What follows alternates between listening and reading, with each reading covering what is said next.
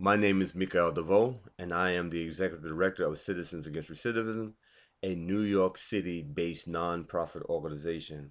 Our organization is overseen by a community-based board of directors, a good portion of whom are formerly incarcerated people or friends and family of people currently involved with the justice system or who have returned home from prison. I oversee the day-to-day operations of the organization as the executive director. I am also a formerly incarcerated person, but I'm also assisted by community-based people, committed interns, and formerly incarcerated people.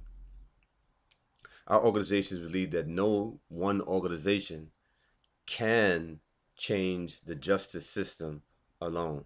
Thus, we work in collaboration with other community-based organizations to achieve the objectives that we seek, or those things that we establish as priorities on our agenda.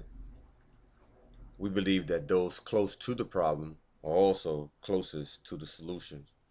Thus, our collaborations also include direct engagement of people who are currently incarcerated.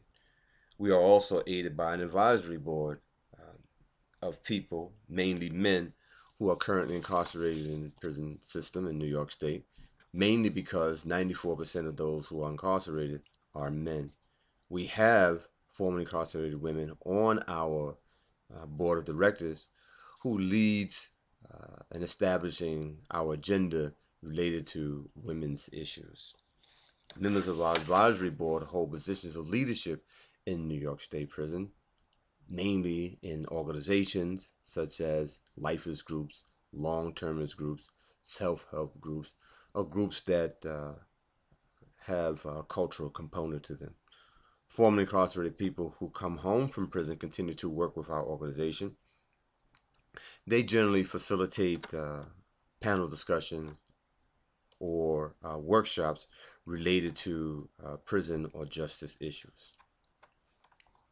A significant portion of our work focuses on advocacy, advocating for equal citizenship, advocating for and demanding all the rights and attributes of citizenship through the process of civic engagement reminds all that those who have been justice involved are citizens and remain so. The language of citizenship needs more space in efforts to transform the criminal justice system and the criminal justice movement. Not enough conversation in the criminal justice movement or among people involved in the criminal justice movement includes civic engagement, includes the franchise. We think that this is at the core of achieving citizenship and power for those folks who have been disenfranchised, silenced, and marginalized. Voting is the cornerstone of a democracy. None should be denied the right to vote that live within the state.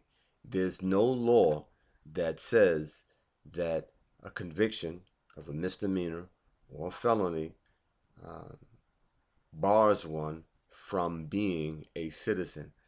A conviction does not mean that a person is no longer a citizen in the United States of America. Justice involvement should not be interpreted to mean loss of citizenship or any of the rights or attributes thereof. Many of the formerly incarcerated people do not know that they can vote.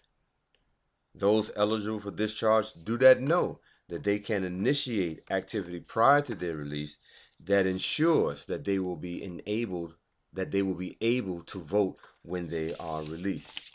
Our organizing around issues related to the franchise and civic engagement is key to making an impact on the justice system. It appears that a number of efforts around the vote are seasonal.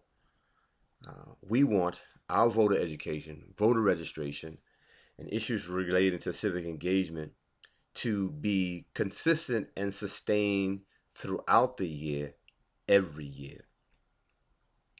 In doing so, we will remind all people involved in the justice systems and those who are formerly incarcerated people that they are citizens.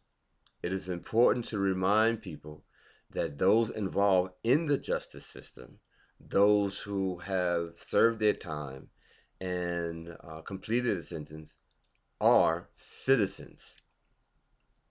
Civic engagement and voter participation is a learned activity. Thus, those in the larger movement must be engaged in teaching, modeling, and encouraging this kind of behavior. This kind of behavior brings with it an attitude of participation. This kind of behavior brings with it the notion that one is a stakeholder in the community.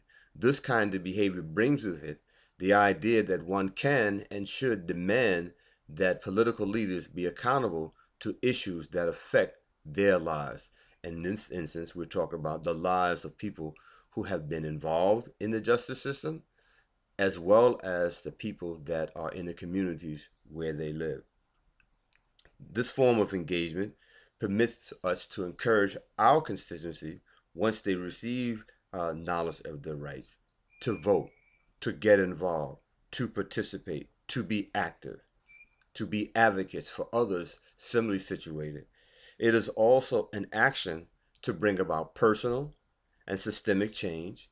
It is an action that also will bring about the notion or the feeling of self-determination, of self-sufficiency, self-efficacy, belief that one can indeed make a change. And this is done by actually participating, getting involved. That in and of itself is the first step. We believe that advocates for change in the justice system, if they act, they must act in this way, just like family members who have not been involved in the justice system act in this way to get others involved. We too must work to influence voter participation and civic engagement. Working this way goes a long way in efforts to transform and organize the larger movement, because it organizes and encourages and moves the larger movement in a way that strengthens the collective rather than weakening the collective. Everyone is a citizen. And so we believe that this is part of our effort to empower those folk who have been marginalized, disenfranchised, and silenced.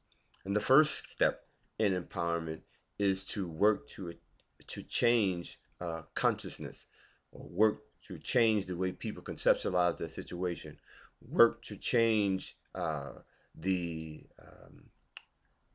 political thinking of people that are, as we said, marginalized, silenced, and disenfranchised. And then following changing the way people think, then following heightening one's awareness comes organizing. People have to be organized around a common idea, a common agenda, and everyone can organize around the notion of citizenship. And then once we are have a change in awareness, a change in consciousness, once we begin to organize, then we can mobilize and act as a collective. We hope that you will support our efforts. I, again, am Mika'il DeVeaux, the Executive Director of Citizens Against Recidivism. Thank you very much.